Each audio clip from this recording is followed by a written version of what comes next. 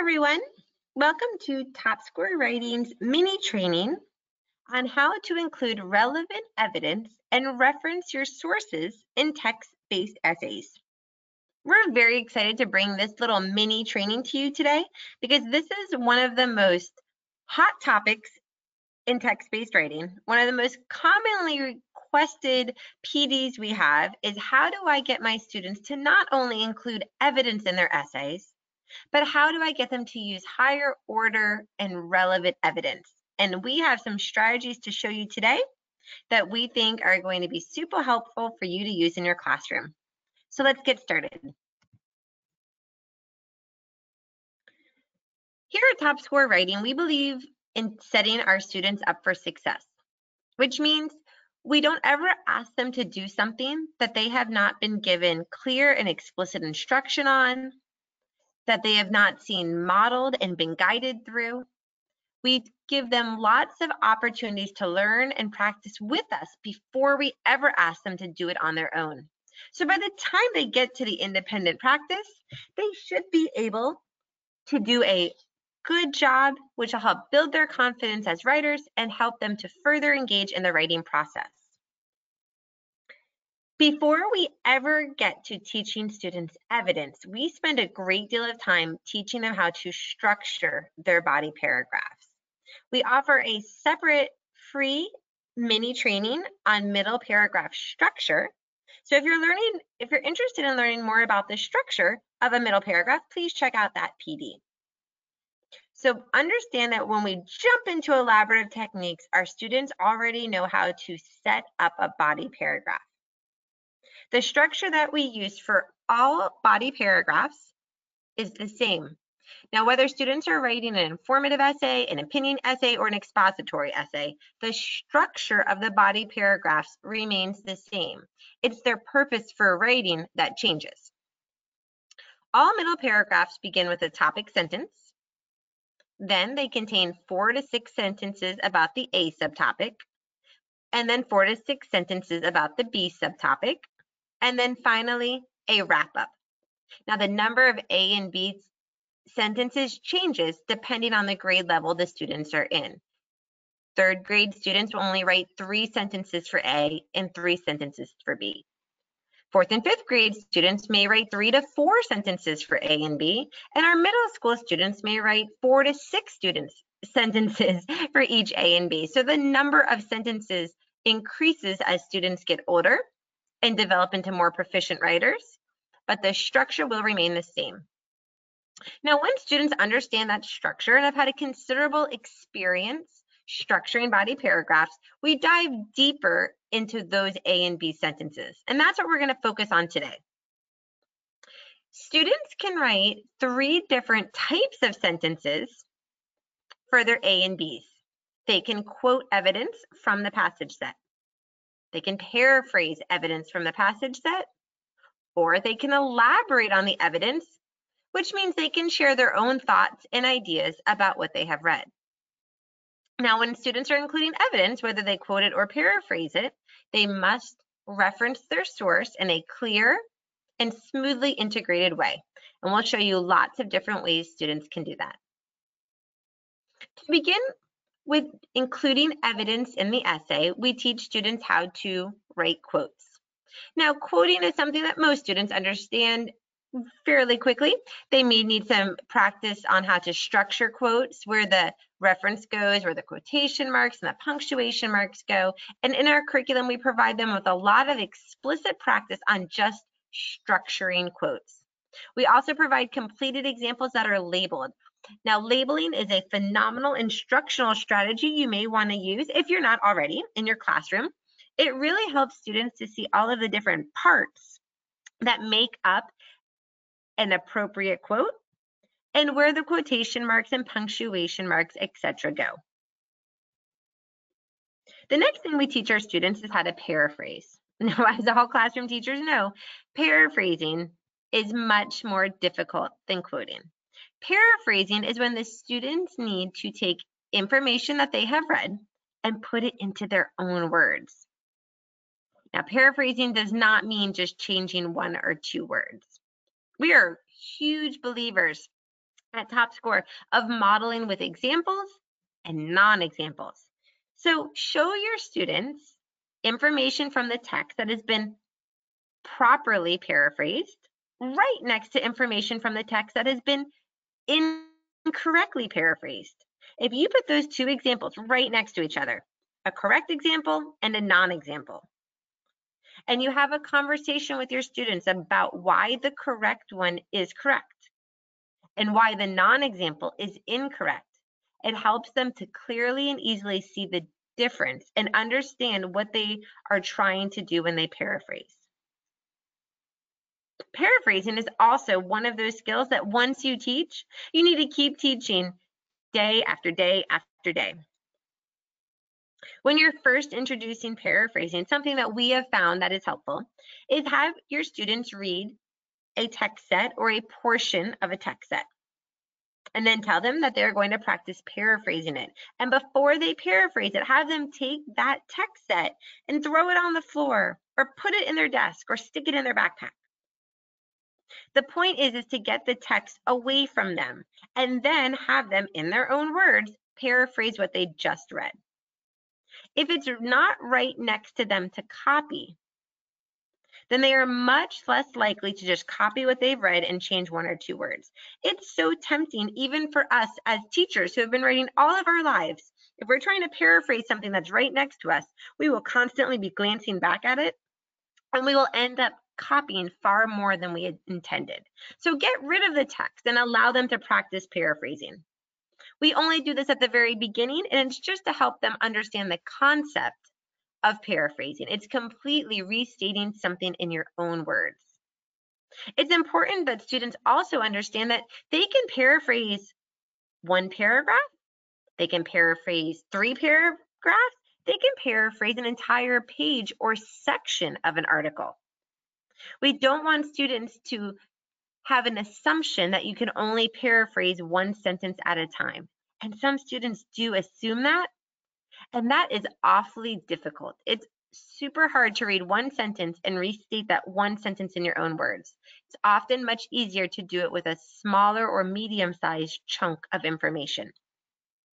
Now, just like with quoting, anytime you paraphrase evidence, you still must reference your source, because that information, those ideas, are still coming from someplace other than ourselves. Now, once students understand how to quote and how to paraphrase, we need to teach them to evaluate evidence. And here is where a lot of students get stuck. They learn to paraphrase, they learn to quote, and they never progress beyond that point. Well, we need to teach our students not all evidence is good evidence. Just because you're quoting a sentence in your essay that is kind of about the topic you're writing about does not make it evidence. That's just a sentence that's loosely related to the topic you are writing about. We want our students to see the difference between strong evidence and weak evidence. And what you see on your screen is a chart that we have made up and given out for free in one of our teacher support groups. Teachers can use this when they're modeling for their students. When they're modeling writing an essay, they can show them the difference between strong evidence and weak evidence. Strong evidence closely relates to a topic and it proves a point. Strong evidence uses precise language or domain-specific vocabulary. Those are the words from the passage. Strong evidence has a clear reference to a specific source. Now let's look at weak evidence. Weak evidence is like your non-examples. Weak evidence is only loosely connected. It uses vague or general vocabulary. It may only use EBT or a partial reference. So for example, it might say, in the article it says, without giving us the actual article title or author. That would be an incomplete reference. So when we're modeling, if we use a chart such like this and show our students explicitly the difference between a strong example and a non-example, it helps them to understand the difference. Other activities that you can use in your class. You can do evidence sorts. Perhaps you are working on a class constructed essay. And when you're writing a body paragraph, you have previously written down all of these different pieces of evidence. You have 20 different pieces of evidence from the article that you have pulled. Give them to your students and allow them to sort them into categories. These are good examples, these are non-examples. Or perhaps if you don't have time for a sort, you just show the examples of evidence under the document camera. Show them one at a time and have the students at their seats give a thumbs up if you show a strong example of evidence, and give a thumbs down if you show weak evidence. You could even have students work with you to rank order evidence. Boys and girls, today I'm writing this paragraph. It's all about animal habitats. I need to include a quote. Here's 5 different sentences from the article I could include. Can you help me rank order them? Which is the strongest quote, the best piece of evidence? Which one's the weakest piece of evidence? And have students rank order them. And for all of these examples of different strategies and activities, after you do them with the students, the powerful part comes from the discussion. Why? Why are these good examples? Why are these non-examples? Why did you give this a thumbs up? Why did you give that one a thumbs up? Why did we rank this example number 5 and this example number 2? What's the difference? Those kinds of conversations help students to learn how to evaluate evidence. And once they learn how to evaluate evidence, then they will be able to choose more relevant evidence in their essays. And that is going to increase the quality of their entire writing assignment. Now, as we briefly discussed, anytime students quote or paraphrase, they must reference their source. There are 2 ways at Top Score Writing we teach students to reference their sources. One is called EBT. That stands for evidence-based terminology. Now you can Google EBT and you'll find hundreds of different phrases. We have dozens and dozens in our curriculum. EBT are just words or phrases that let the reader know, hey, this information came from someplace else. Now a different way to reference, if you don't want to use EBT, is just to use parentheses. After quoting or after paraphrasing, students can just simply put the title or author or page and paragraph number in parentheses following the evidence. Now, both of these are completely acceptable and correct ways to reference. If we're really shooting for the stars, we're going to encourage our students to reference in both of these ways throughout their essay. We recommend creating an anchor chart with your students of example EBT phrases. We never want our students to use repetitive vocabulary when they write. We don't want them to say the same thing over and over again. And sometimes a common mistake students make is they'll use the same EBT phrase over and over. And you may have seen this. You may have had a student who said, the author says 15 times in their essay, right? That becomes repetitive. So we want to teach them a variety of EBT phrases. One way to do that is to construct an anchor chart with them. So when you model and you use an EBT phrase, you add it to the anchor chart.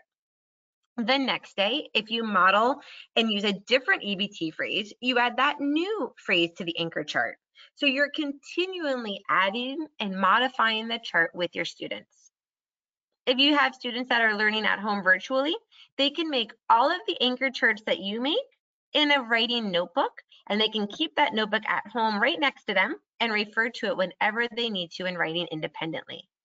Even in class, some students love to do this. They feel like a little teacher when they have their own notebook of anchor charts to use. After we teach our students how to reference, we show them how to integrate the references into the body paragraphs. So in our curriculum, we have our students write body paragraphs with paraphrased information. Then the next day when we teach them referencing, we have them go back to the same paragraph and insert the references. This helps them to build their body paragraphs one step at a time. And it allows us as teachers to scaffold their understanding. So we're never overwhelming them. We're simply guiding them one step at a time down the path of writing a well-constructed text-based essay. When we reference sources, the students need to be specific. They need to reference either the title or the author or the source number or the page and paragraph number where the information is from. They cannot just use an EBT phrase. So you'll see examples and non-examples here. The non-examples, the author said. Well, which author? The passage states. There's 3 different passages in a text set. Which passage are you talking about? So it's important to show the students incorrect non-examples of referencing so they can see the difference between a specific reference and an incomplete reference. Here are some examples of all of the different ways that students can reference. They can state the title using EBT, or they can state the title by simply putting it in parentheses. They can reference the author using EBT and writing it out, or they can reference the author by putting his name in parentheses. And with source and page and paragraph number, they may write it out using EBT, or they may reference the source or page and paragraph number, simply putting in parentheses following the evidence. All of these ways are correct, and again, we want to encourage our students to reference in a wide variety of ways throughout their essay.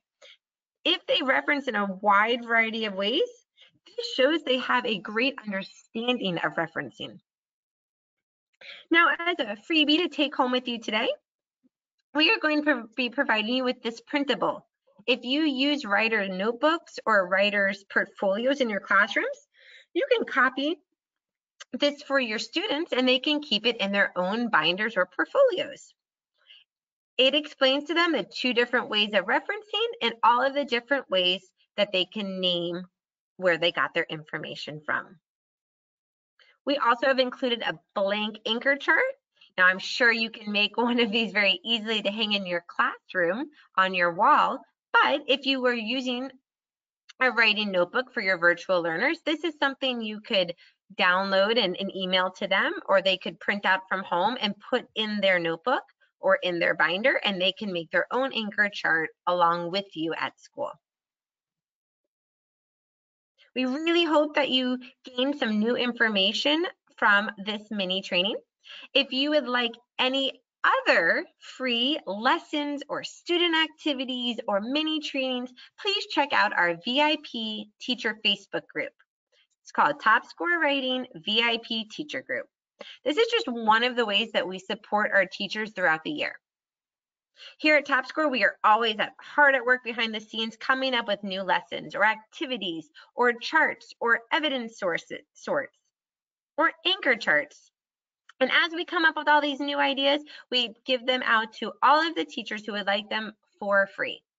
Please know that everyone here at Top Score Writing either is or has been a classroom teacher.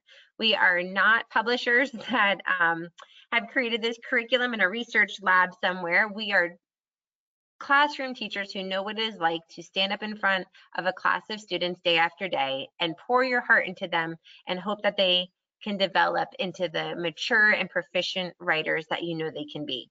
So we are always here to help and support in any way possible. If you ever have a question or a concern or a need, feel free to call or email us and we will be happy to help in any way possible. Thank you for joining us today, and we hope you have a wonderful rest of your afternoon.